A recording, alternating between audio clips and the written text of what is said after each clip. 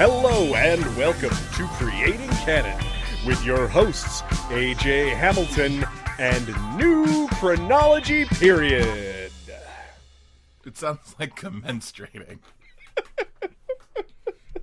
But like in a different order. Your time of the month has shifted. Yes, my cycle has shifted. I have been hanging out with a bunch of ladies, and we have all Synced up. coordinated. That's a myth, by the way. I'm sure it is. Yeah. Myth. Busted. Ka-ching! Don't they, like, slam the thing? Kind of. I'm glad that's how we're starting this episode off. Indeed. And Nicholas C. Pappas. And what a way to ring in the new year. Yes. Or, you know, I mean, whenever Yes. you're listening to Whenever this, you're listening it to this. will be 2020. Yeah, that's most likely. likely. Most people aren't going to listen to it the day it comes out. No, maybe not. They've got too many more important things to do. That's correct. We are champagne drunk Heck in yeah. the afternoon. Woo! Cheers. Oh, Happy man. New Year. Those things are awesome. Those things. And they clearly belong in insane people's mouths. Yes, exactly. Well, if you watch New Year's Evil, which we did, Oh, my the goodness, sir. 1980 canon classic New Year's Evil, one of the first movies that Golan and Globus did when they took over canon. Wow. Very early in the Yes, process. indeed.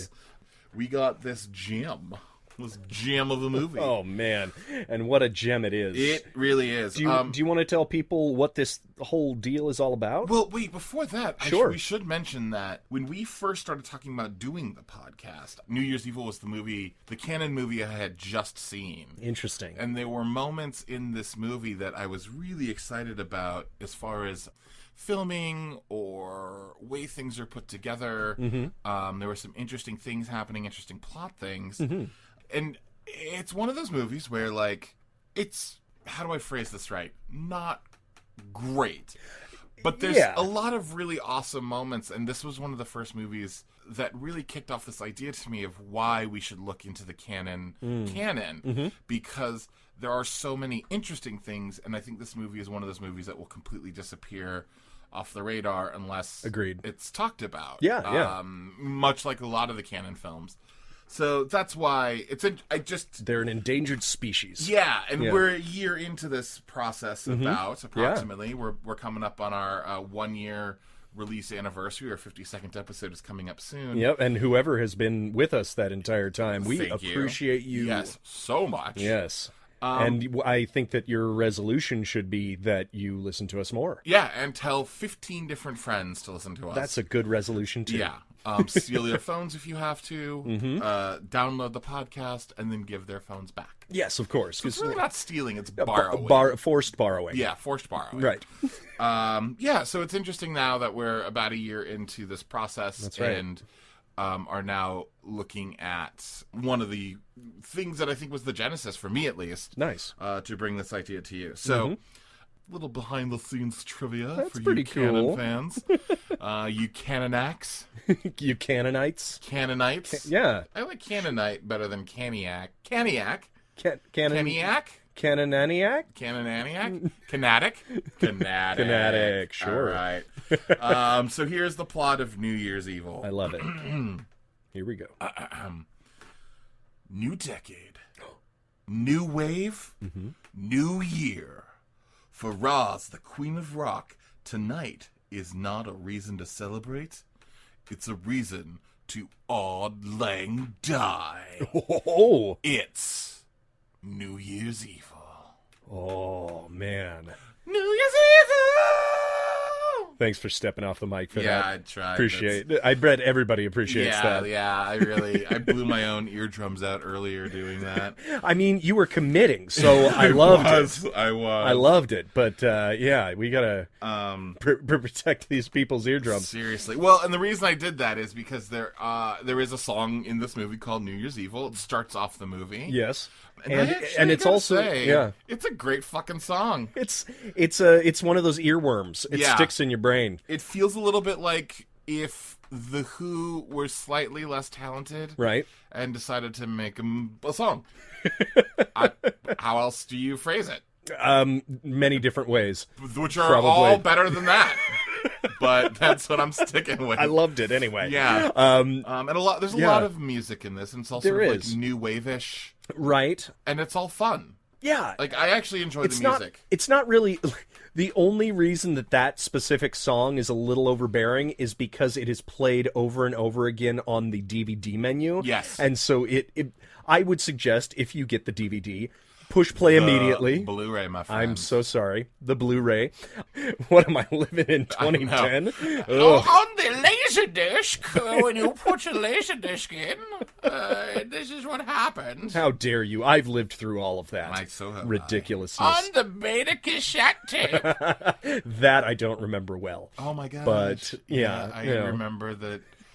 I was very sad that there was a local video store that grew right down the street from my house that had a bunch of the DuckTales cartoons on beta. Oh. And I was sad that I couldn't rent them. Right. Because I didn't have a beta player. I mean, it went the way of HD DVD. Yeah. Right? It went the way of DivX. Oh, my God. Oh, good times. Yeah. The 80s, man. It went the way of 8-track.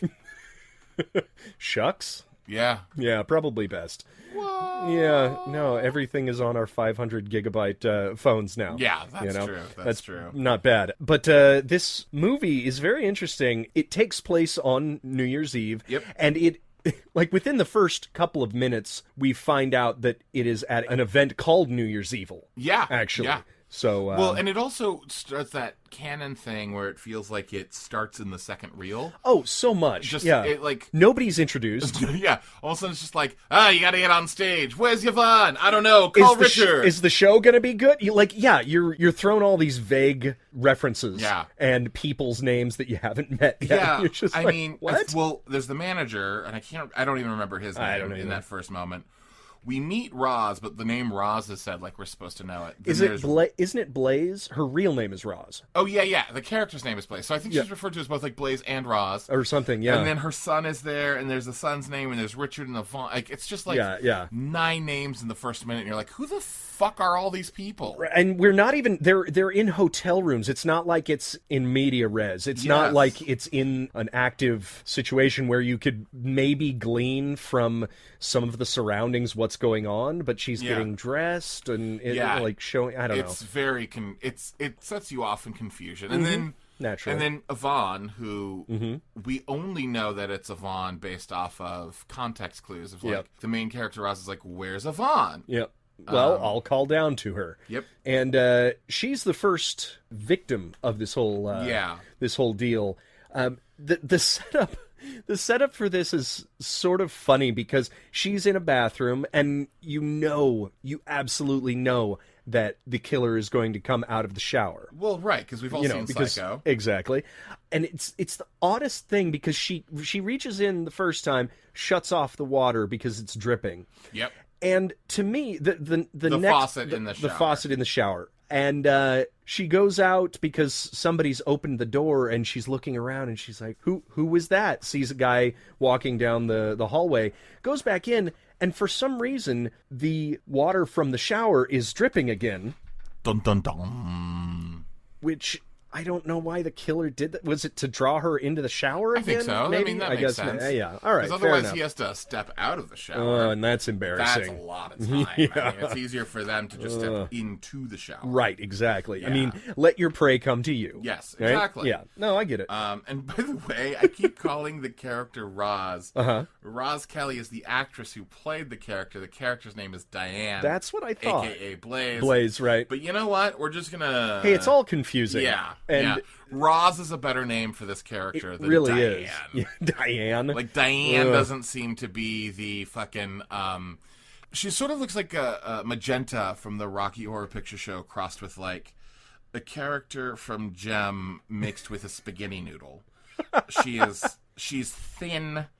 Like, you feel bad for her thin. Yeah, no, I agree. There's some angles that she doesn't look that healthy in. Yeah, or some angles where she completely disappears.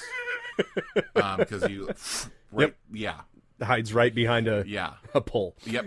But yeah, because she's a cartoon. She is. And she's got those like deep red cheeks that that are sort of like magenta-ish, that are like very punk new. In fact, this whole movie starts off with one of those like, we got street punks and we got teens in those hoods. Boy, it's like a boomer nightmare happening. Yeah, right. The funniest part about it is we're introduced to this gang of like street toughs, like punk rockers. Mm-hmm. And they are followed not at all in this movie. That is a distraction. Well, they're the fans that are going to Roz's show. But other than that, we don't see them or focus on them at all for the rest of the movie. We should explain what New Year's Evil is. It's a television program where Roz plays like an Elvira type music queen of rock host. Yeah. Who doesn't sing, but she sort of introduces. She's like she's like Elvira and Carson Daly mixed, I guess, in that thing where she's doing like the TRL. The worst countdown. of both worlds. Yes. Fuck you, Elvira's amazing. Oh no, the worst. Just sorry, I just got really defensive. No, I know. No. Oh my god, she shouldn't be compared to Carson Daly. Is what I'm saying. Oh, yeah, okay, that's more along Cassandra the lines. Peterson and I. Are homies. She's We're gonna amazing. chill out one of these days. Hopefully, Totally. I love her. She's amazing. But anyways, back to this movie. Oh, I guess. But yeah, she is hosting it from L.A. Yeah, and she is in communication with people across the country: New York, Chicago, Aspen, right? And they're going to celebrate each New Year's. Yeah, they're going to ring it in over the wireless. And culminating in like this huge, gigantic celebration in Los Angeles. And their hopes is that this is going to launch all of their careers even further because it's going to be better than, I guess at this point it was Dick Clark. Sure, yeah. Because it was 1980. I think Dick Clark was probably doing it in the 80s. Possibly. I don't know. I mean, that maybe. It might have been Steve Allen. Who knows? I'm just kidding. Jesus Christ. It might have been John Wilkes Booth's brother, David Booth. Ring in the new year with David Booth. Other old references. Yeah. What was relevant in 1980? Christopher Marlowe. We just keep going back. We could. We find out that she's a terrible mom. Yeah. Her son is... He's an actor, and he got a part on a TV series, and she just ignores him completely. Yeah. She's at least... Turns out she was partially right to do so. Yeah, well, but we'll get there, Yeah. Yeah, this movie feels like... If you've ever seen... It's actually... I was writing down a note that this movie has like a Rocky Horror Picture Show meets Phantom of the Paradise vibe. Oh, it meets a lot of other things, that's too. True. But yes. Well, and eventually it gets into Friday the 13th and all these other things. But specifically, I thought that was so interesting. I was writing down Phantom of the Paradise as there is a Phantom of the Paradise reference, because what happens is somebody calls the show. Yes. And what they're looking for is what was your favorite song of the year? Right, and they're voting and tallying and whatever. Yeah. And some guy comes on and he's like, my name is Evil. I'm going to kill somebody every midnight. And someone close to you. And like culminating with at midnight Los Angeles time, Pacific Standard Time. Yeah, he's going to kill somebody close to her. Right. And he doesn't even lay out that much of his plan until later. Yeah, I kind of jumped the gun on No, it's fine. It's just you've ruined it for everybody. I know. And she's also pissed because her husband's not there to support her. Her husband's like fucking high in Palm Springs. That's right. That's the first call we get that they're discussing, right? Yeah. And then what else is really interesting about this movie is we see the killer's face immediately from like moment one. Right. He calls and says, I'm going to kill people, and we see his face. Yeah. I thought this movie, and maybe this is jumping a bit, but I'll maintain broadness for now. It sort of followed him more than it followed Diane or Blaze. Absolutely. And I thought that was fascinating because it was almost like, I don't know why I have to reference something modern, but it's almost like how Infinity War was Thanos' movie. Yeah. It was following him as much as it was following the other characters in the movie. I would almost call Infinity War, like, if you think of each of their movies, like, it should have been called Thanos. Yes, right? not like Avengers. Captain America and Iron Man and Thanos, right? Absolutely. And I think this movie is aptly named because it follows evil. Yeah, and that makes sense. And I think again, Marvel movies getting a aren't little... even real cinema. That's what I've heard. Yeah, I'm sorry I'm even comparing these, because this is more cinema than any of those. Listen, when you make a 4-hour movie... Yeah. You're allowed to say what is and what isn't cinema. Ooh, take that, Scorsese! Boom! Boom! Burn! Taken down by creating canon. Oh man, we are in a war now, a flaming war, I'm sure. Although I actually really liked The Irishman. Oh yeah, it's great. But It's that's all classic. But you haven't seen it yet, have you? Shut up. I mean, who has 4 hours to spare? But that's all the story. But in this movie, not that you sympathize with the killer, but you are taken on an emotional journey with him, almost more than what we might call the protagonist, Blaze. Well, that's interesting, because I actually wrote down a note that at times this movie is very odd, and it feels like it's lacking tension, because she is not in any direct danger. She feels like she is. Because we're told that she is. Almost. Well, she's told that she is, in that the killer's on the way. The killer, every time the killer kills somebody, he records it and then sends the audio to her. Instant replay over the phone to her. Yes. So she's forced to hear people die.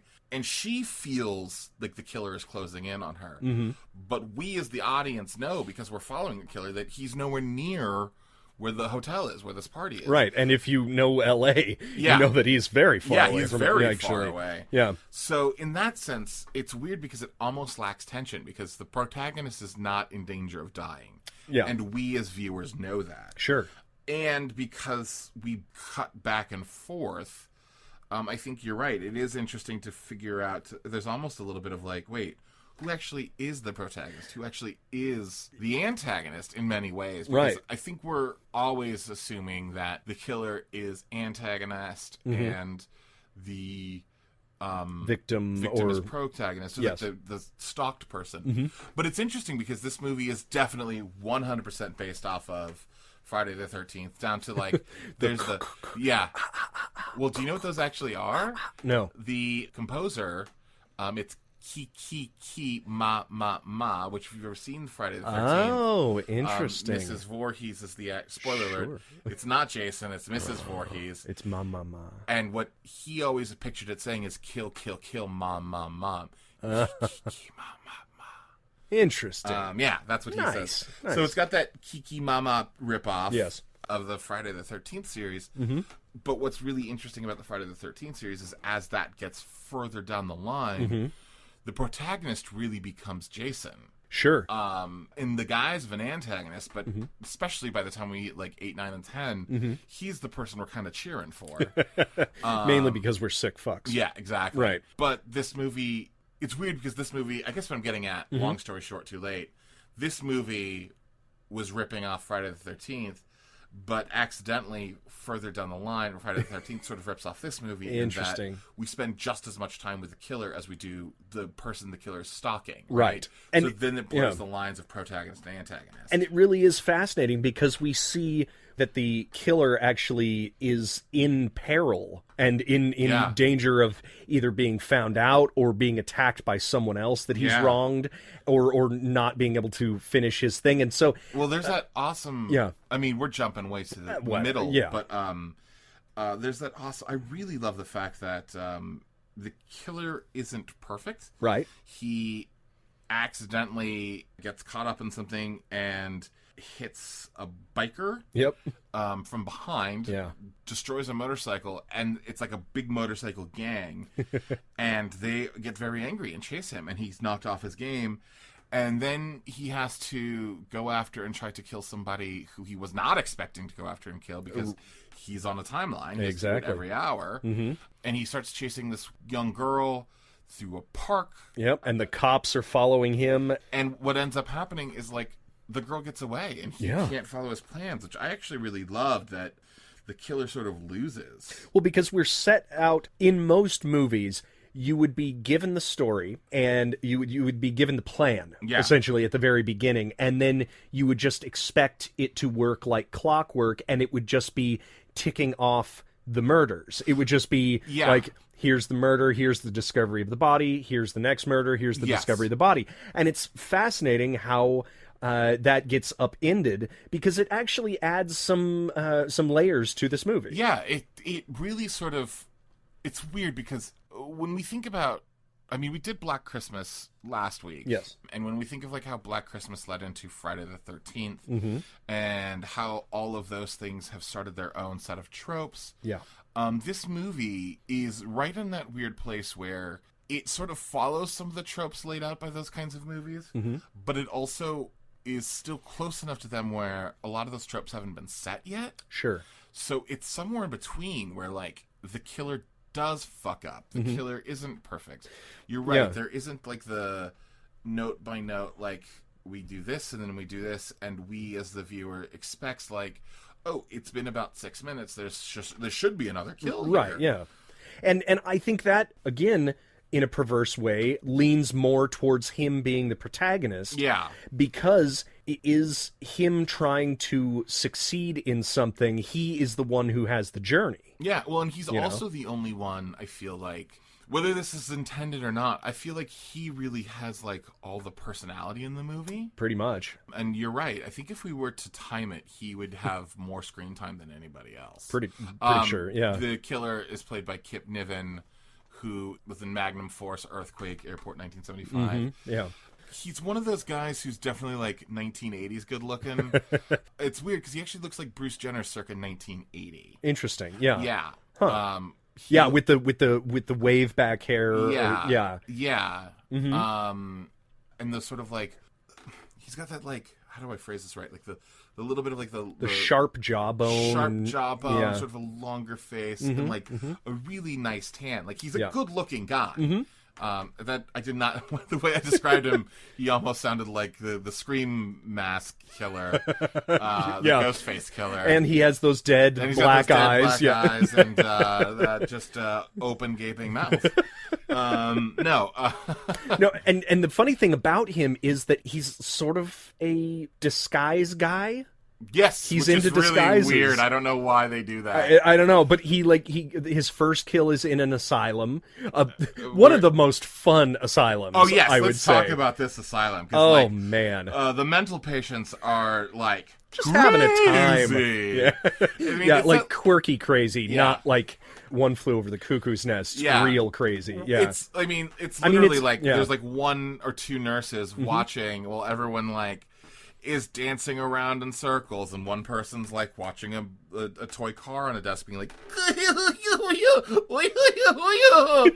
and then like there's like other people just like catatonic staring at a TV and the nurse is putting like party hats on them and putting these noisemakers in their mouths. It's almost like the director was like, all right, everybody, think of a cartoon crazy person. Yes. Now act like that. Where there was no, like, anything. No basis in reality.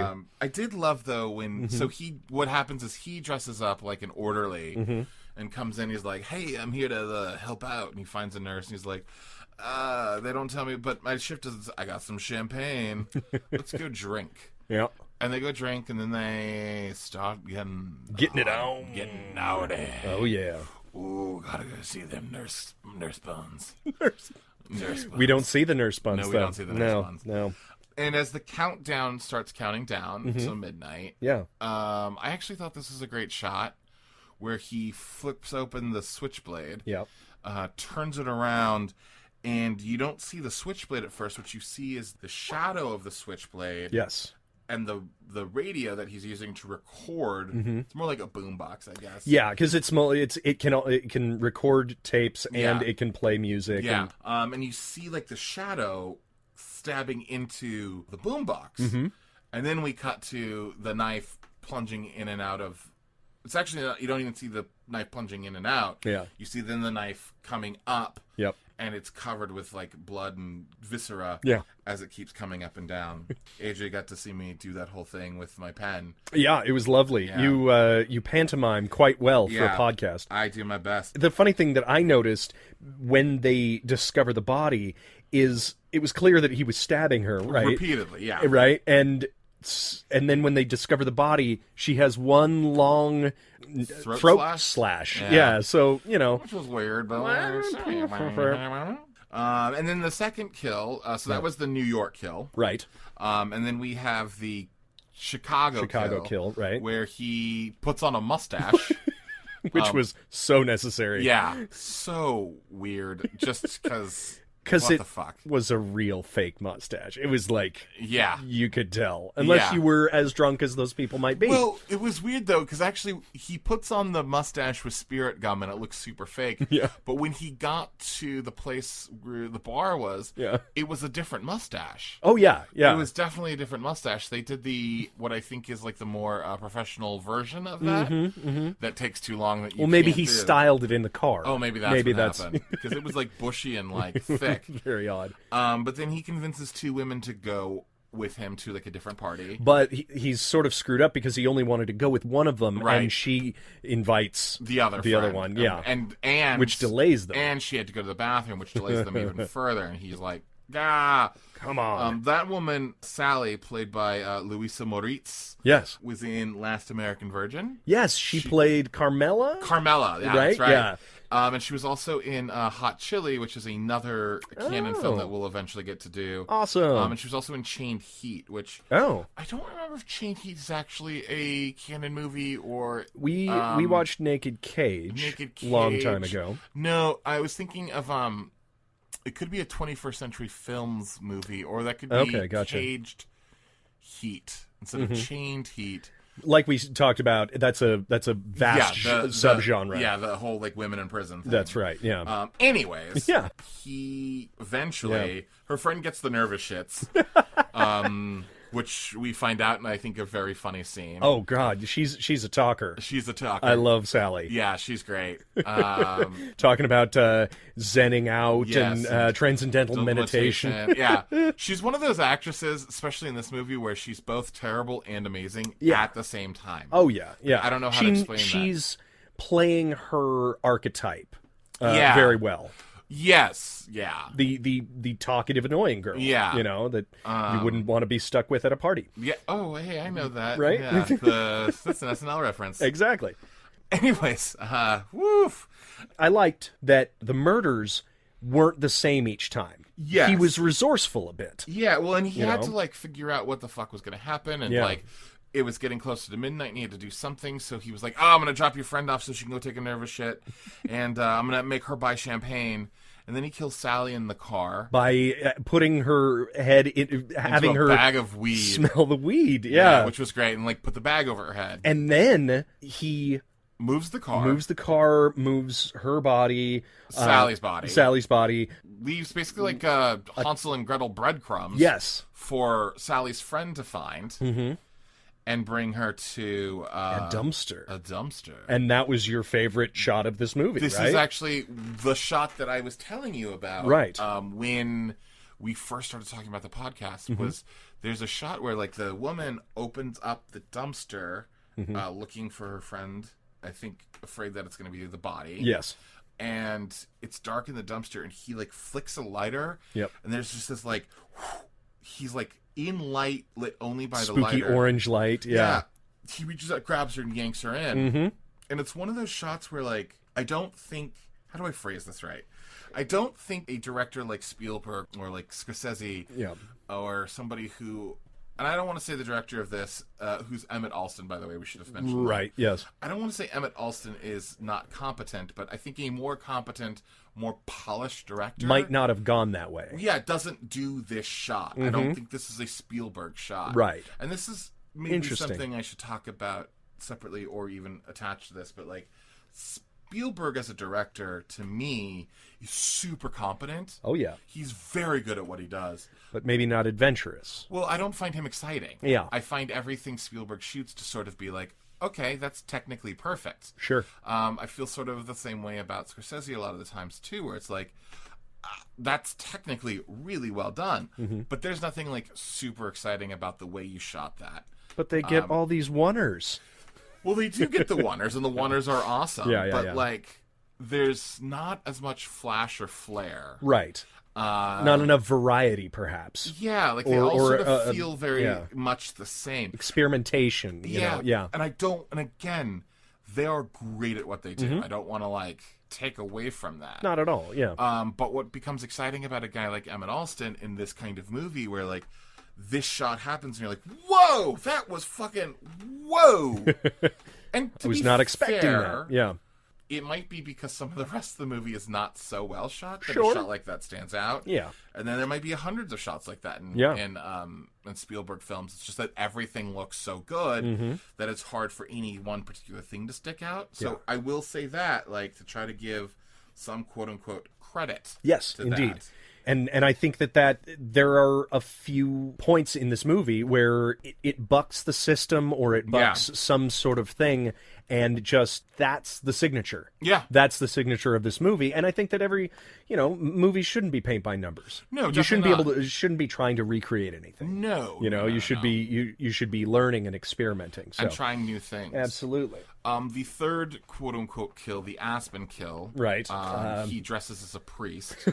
And that's when he actually hits the biker that right. we talked about earlier. And I believe he's on his way to kill a nun or something Yes, like I that. think It seemed so. like. Yeah. That we never get to. Because he actually has to hide in a drive-in movie, which was what were the things that were playing on the screen? Well, the title of the movie that was playing on the screen was Blood Feast, which is an actual movie, right? Yeah, it's a Herschel Gordon Lewis movie, How funny. which is actually if we talk about like Black Christmas and the origin of like gore and like horror what we and slasher. kind of consider slasher films, Blood Feast is actually, I think, the first gore film and the first slasher film. Herschel Gordon Lewis is sort of known to be like a gore hound, like created the whole gore movement with Blood Feast and 2000 Maniacs and Color Me Blood Red, which were like three of his early films. Nice. And that was just sort of like first time we saw gore the way we saw it in like this movie.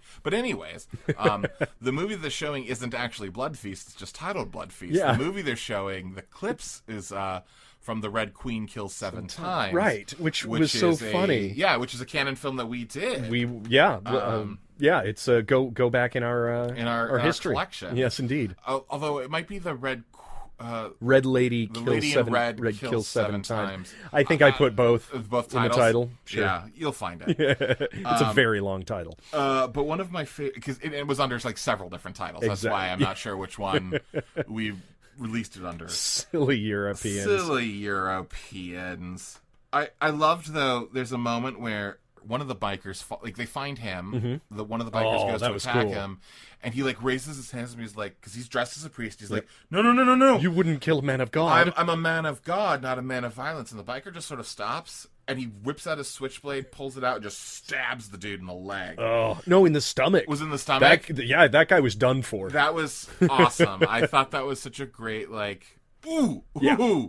There's a lot of things that you don't expect. And then he steals a car by yanking out a guy who was making out with the girl. And this is the girl who eventually gets away. That's right. Yeah. And again, that is one of those moments where you are almost siding with the killer, with evil. Yes. You have no other choice but to follow him in his struggles, essentially. And it's really weird because there's a moment where you almost, and I think it's because, and it might have been different in 1980, it's one of these interesting things where we, I think, have become conditioned to enjoy the kill, to enjoy what it looks like, to enjoy like, I mean, that's why I think people see slasher movies now, is it's not about like, is the person going to get away? Right. It's about like, ooh, what's the cool kill that I've never What's the seen surprise before? going to be? Yes. So it's interesting when she doesn't end up dying, like that one character, there is a part of you that like, and this is sort of disgusting, and I understand that, and it's, but it is that, but there's part of you that's like, oh man. Well, it's a screw up of expectation. Well, and especially because she is not like a main character. If it's a main character who gets away, I think you're more excited. But yeah. The fact that, although she does have that line in the car, which make me just, it's one of those things where I thought she was very good, and this was particularly good writing, where she's like, "Don't kill me, please don't kill me. If you want money, I don't have much. Here's $3." And she like takes $3 and like hands it to him. Then she goes, I won't tell anybody. We can even make it, and I won't put up a fight. And I was like, oh, and I felt sick to my stomach. That sucked. Yeah.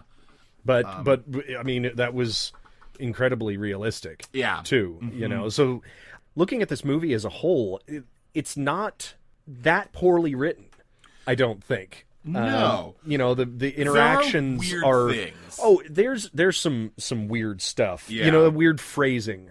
Yeah. And maybe some of it is just 80s slang. Yeah. But maybe some of it is just oddly written by Leonard Neubauer. Okay. Was our writer. Yeah. Screenplay by Neubauer and story by Neubauer and Alston. Okay, gotcha. The director. Yeah. So. Okay, nice.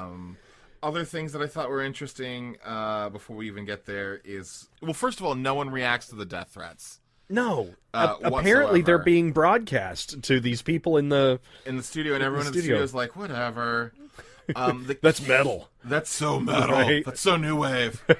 Her son is set up to be odd and weird from the start, down to a moment where he gets a phone call, and it takes him like 9 minutes to answer the phone. Right. And he's like, Mom, I've got a surprise for you, but like, I don't want to tell you what the surprise is anymore. And he's clearly ignored, and she is a terrible fucking mother. Oh, she's awful. Yeah. She takes some pills, but then there's also a moment where the kid puts on red pantyhose and pierces his own ear. Sorry, when I say puts on red pantyhose, he puts on his mother's pantyhose over his face. Yeah, and then pierces his ear through the pantyhose. It was so and then later odd. Walks around with these weird red pantyhose on his face and sunglasses. Like something that would be out of like Back to the Future 2. You know? Well, the sunglasses are, that weird. Yeah, exactly. Yeah. And it's weird how everyone manhandles Diane. Oh, Blaze. God, every single cop and her manager. Her by the shoulders to talk to her. Even if they're standing, like, to the side, like, puts one hand across her chest to grab her shoulder. Yeah. And, like, grabs her other shoulder and he's like, hey. Feels like it's the 40s. It's like, hey, kid. Yeah. And the cops are just goddamn useless in this. They are idiots. Oh, my God. It's like they're trying to get her to solve the whole thing. Well, what's funny is, like, one of the cops is like, hey, so he's going to kill again. And when he does, just try to keep him on the air as long as possible. Jesus. And it's like, ooh, that sounds... Oh, and you're doing nothing else? Yeah, that's cool. That's our entire plan. Wow. Okay, I guess that's what we'll go with. And then he's like, clearly the voice is modulated, but do you recognize anything about it? And she's like, no, I don't. No one could. Just said it's modulated. Yeah. Oh, okay. Oh, I'm a terrible cop. Dear Lord. And then the killer gets to the hotel where they're performing. We're at the midnight kill. We're exactly. ready there. We gotta be. And he finds out that the whole hotel has been shut down. Yep. And nobody's allowed in. That's right. And if you leave, you can't get back in. And so he has to find a way in. So he sneaks around back. He calls out to a cop. Hey, cop, can I get your help? I think I found a drunk. And the cop's like, yeah, this isn't a... My responsibility is the drunks, not this death threat. Well, and not only, like... This is not a bad idea to go walking around the corner, right? For a disembodied voice. I don't think I have a drunk. I don't think his gun was drawn. No, either. He walked around that corner like doop, boop, boop, boop. Doop, yeah, and then he gets brained by a brick. Yeah. And so that allows our friend Evil to get inside to get upstairs. Right. And then Diane is like, I need to go to my dressing room. Mm-hmm. And a different cop is like, hey, I'll bring you down there. You're not going alone. She goes down and they find the kid in the dressing room. The cop almost shoots the kid. Oh no, that's scary. Oh geez. And the kid's like, I had a surprise for you. No, I'm not telling you. Bye. And like runs away. I could do without that kid. Yeah, oh that my kid God. was not useful. And when we say kid, it makes it sound like he's 10, but he's like 25. Yeah, he's like an adult. Yeah. She sends the cop out of the room to change, and all of a sudden, guess who comes out? It's Evil in a mask for the first time. A Stan Laurel mask. Stan Laurel mask. Which I think represents something, but go ahead. Really? What do you think? Kind of. Well, it's a reveal for later, so okay. Yeah. Stan Laurel mask comes out, pulls out the switchblade, Yeah. and we're like, uh-oh, I guess This is it. I guess this is it. Yep. Puts the switchblade back into his pocket and goes, "Brrr," right? Ooh. Scares Diane. She turns around, rips off the mask, and she goes, "Richard!" And it turns out that it's her husband. Which was a great reveal. I actually really enjoyed it as well. Yeah. I think you had said... Well, I predicted it just because when there is a significant character that is mentioned who is off screen, you're like, I bet you it's him. Because he's the first name that's mentioned who is a quote-unquote important character in their lives That's not seen. that is not seen. And so I just knowing films and knowing how things go, I'm betting that it might be him, you know. Well, so when I first saw this, I was taken a little by surprise. I was like, "Oh wow, that's." it was a confirmation. It was a nice surprise. I have a feeling actually that part of the reason you were able to predict it, Yes. was because, and I say this with love, What's that? your dumbass was on IMDb while we were watching it. Oh, I didn't notice his looking it name. over. Oh, okay. No, I didn't. Okay. I really from the moment Well, that I they was gonna mentioned say, his. I was going to say, just like not that you like. Saw subconsciously? It, like subconsciously saw it. No, but I feel like the moment the name was mentioned, and I hadn't see. even looked at No, you hadn't IMDb looked at at that that point. No.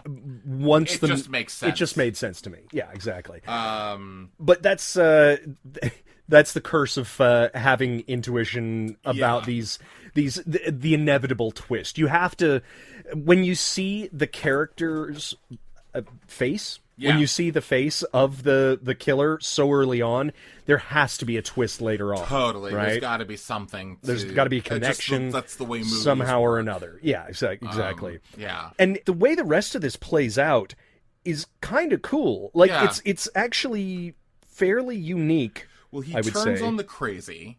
Oh yeah. Like, he turns on that, like, now I'm a crazy man. Well, first, actually, he fucks with the elevator. Right. In a way where all he does is, like, shove a screwdriver into the panel, and you're like, that's not the way elevators work. Dude. Can't be. But it's fine. He fucks with the elevator. It's a nice shorthand for us later to know that is the access point of that. Of that thing. That's going to affect it. She is going to go back upstairs to the concert. The show must go on. The show must go on, but he like fucks the elevator and like makes the elevator plummet. Mm-hmm. And then he just does this thing where he is like, ladies are not very nice people.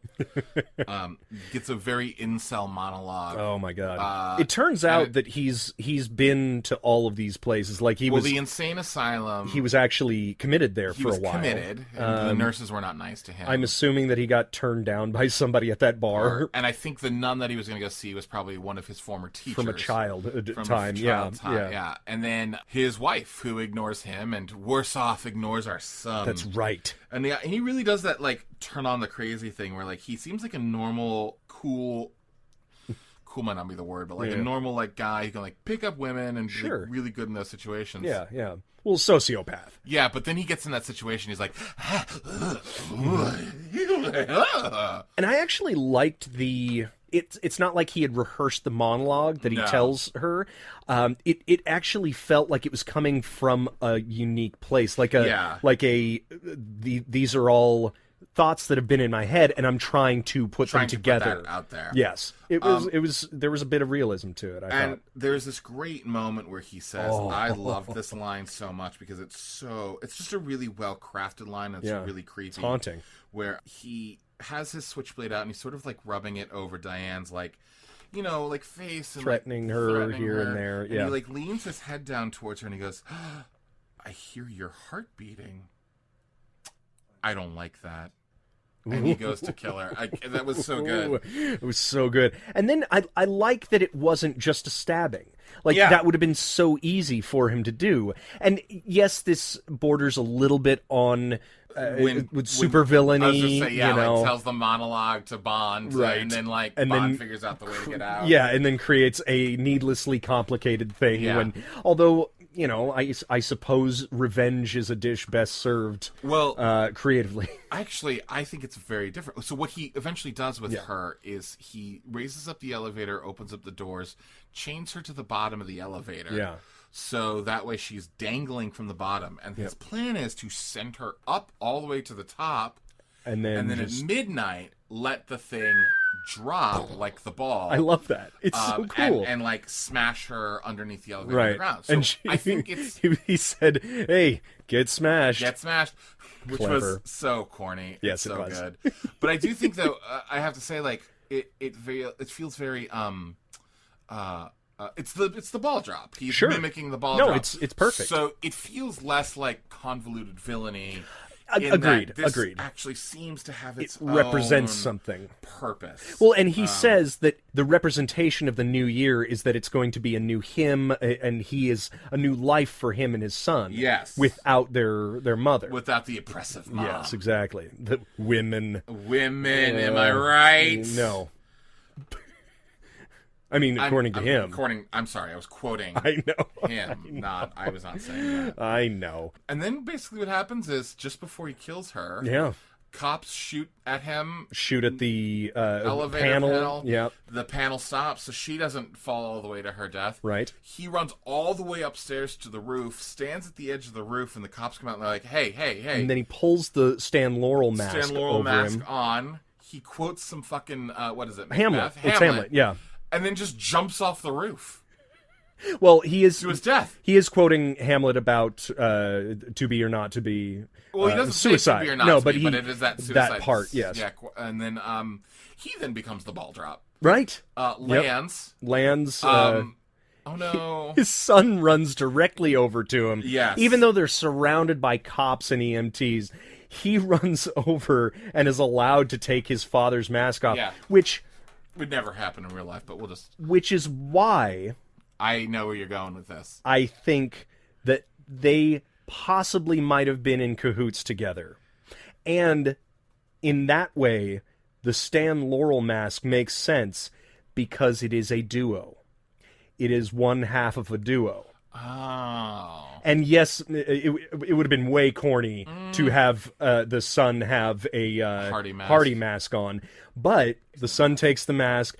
The mother, Blaze, gets into the ambulance. Put into the ambulance. And just as with the end of like Twilight Zone or something like that, it turns out that the driver of the ambulance has been replaced by the son in the Laurel mask. Yep, and he starts driving off. That's the way the movie ends. And it's very interesting, though. Did you notice the audio that happened? It was the audio for Hawaii. Yes. Hawaii's, which in a would way... have been 3 a.m, by the way, but that's all the thing. That's true, but I think we were on a visual of the skyline of L.A. Yes. So... in my perception, and this goes back to Black Christmas, actually. Yes, I agree. Spoilers for Black Christmas. If you hear the phone ringing, that means that a murder has happened. Yep. And therefore, if a ball drop has happened somewhere, even though they missed the one in L.A. Well, that's when the murder would happen. Correct. So perhaps that was to indicate that he had taken her out, which I would assume anyway. I think that's a fair interpretation of the ending. Could have been. Which, So, what did you think of this movie? I'm just curious. I was pretty thoroughly entertained. Yeah, actually, me too. There was never. It wasn't so bad that it was good. You know what I mean? It wasn't one of those movies.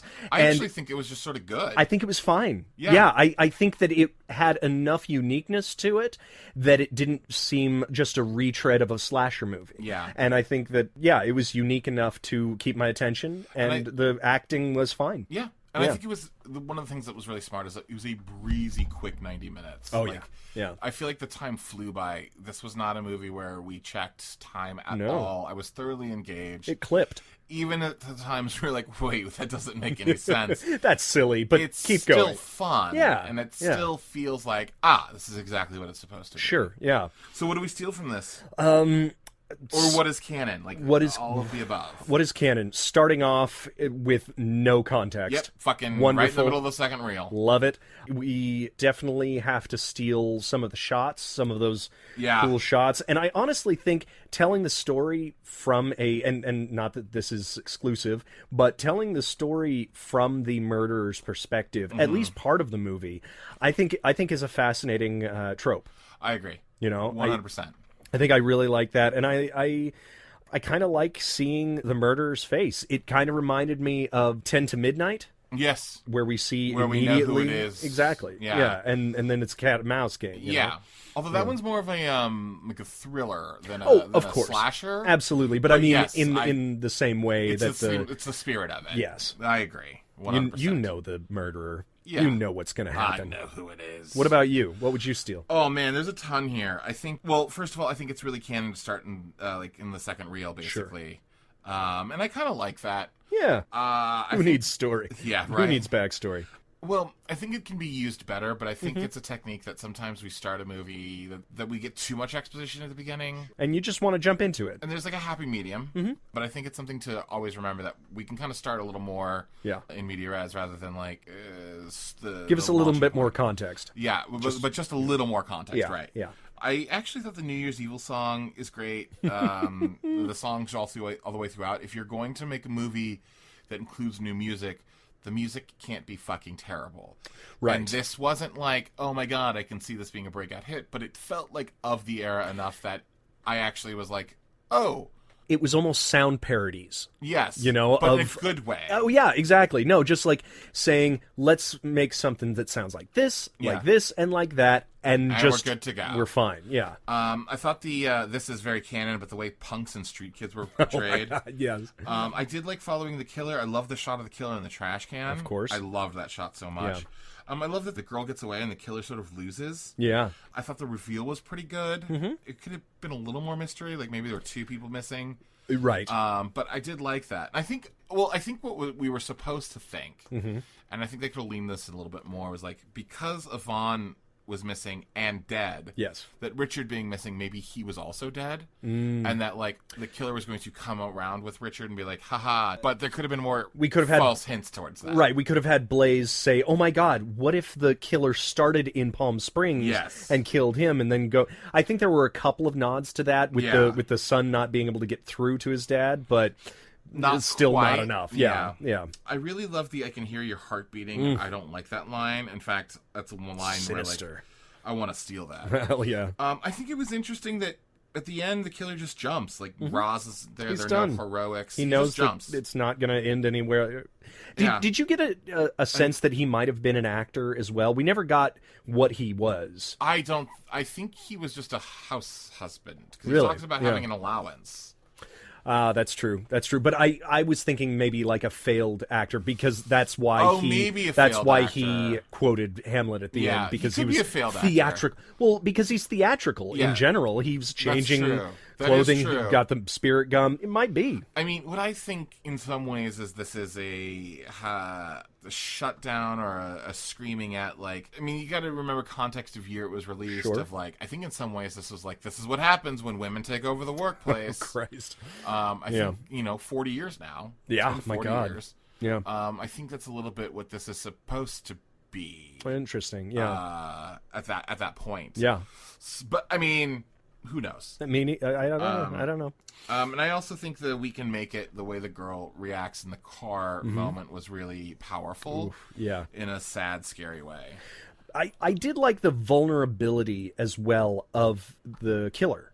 I really like that. And I think that not that you should show empathy towards the killer, but I think when the killer is in bad spots, I think that makes the storyline so much more complicated and it becomes more interesting. Yes, exactly.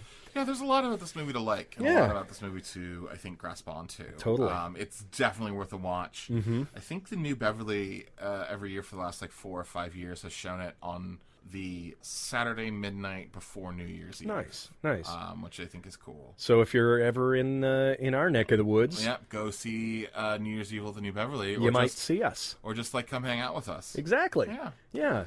But not in a killer stalkery way. Oh, that's what I'm going to do. I'm going to Oh, that's what you want. And kill you. Oh, AJ. man. You know what's going to suck is you What's are that? going to be murdered. And Sure. I was jokingly saying that on this podcast. Yeah. But because I said it as a joke, and This it's been clip is going recorded, to be played at released. the trial. Yeah, exactly. And then that's just, I'm screwed. Nothing you can do. God yeah. damn it. Suspect number 1. Fuck. Haha. Anyways. Okay, my friend, what are we doing next week on the pod? Next week we are doing the Fritz Kirch 1987 classic. Yes. Based off a novel by John Norman. We are doing the Mystery Science Theater 3000 classic. Well, the sequel was the 3000 classic. okay, This one was not ever on that show, but I'm just going to hype it up. No, it's Gore. Oh man, G-O-R, not G-O-R-E. It is not a movie about blood. That's a shame. I do like adaptations of books. That's always a good source material. And I like blood. How can you go wrong? What? Yeah? We'll see. Anyways. We'll see. All right. Next week. Next week, Gore. Gore. G-O-R. Well, that sounds great. I'm excited. Okay. Okay. Cool. Well, Nick, where can we follow you? You can check me out at Nicholas C. Pappas on the Twitter. Nice. And then nicholascpappas.com, a website which will forever be under construction. Hey, let's say in the new year you have a resolution to at least continue it being under construction. I know that's not going to change. But, like, actually construct things. Maybe, yeah. That's a whole other story. Put a couple of things in Yeah. there. Yeah. Yeah. Keep on writing. Keep on on writing. keeping on trucking and stuff. You can follow me at the AJ Hamilton on Twitter, Instagram, and Facebook, and all that stuff. You can follow us at Creating Canon. That's CANNON, and you can email us creatingcanon@gmail.com anytime you'd like with any recipes for murder or cake. I was going to say murder cake. cake. Murder cake! Oh, Yay! that'd be fun. Yeah. Make a New Year's murder cake. Yep. That'd be pretty neat. Brilliant. Haha. And as we will say for this one episode, Yes, indeed.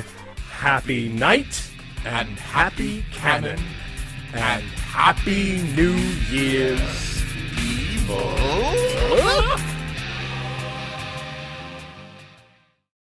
It's almost like we didn't plan that. It seemed so natural. I know. I mean, I'm gonna keep that, but it's I'm gonna say it again. Yeah. Vagaries? Vagaries? Yeah. Vagrants? Vagrants? Yeah. Vigarians? No. Screenplay by Neubauer. And- Snorri? Woo! And goes, "Brah!" Do that again. And goes, "Brah!" Right? I think that's a fairly fairly fair? Mm-hmm. It's New Year's Eve!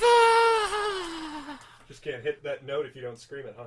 Yeah, it's hard to... I can't hit that note anyways. It's New Year! I'm sorry, that was mean. I should not have done that to you.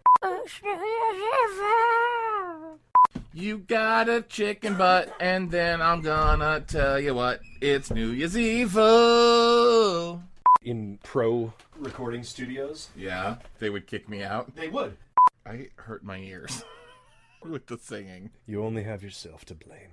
I'm simultaneously impressed with and hate myself. I'm a fucking professional. It's New Year's Eve. Gonna give me some New Year's ham. You gonna pop that cork on that champagne and fill up that ham and make some champagne. Get you some McConaughey ham buns. McConaughey ham buns? Ham buns. I like that better than Mel Gibson buns. I mean, not much better, but McConaughey buns are Yeah. just seem more wholesome.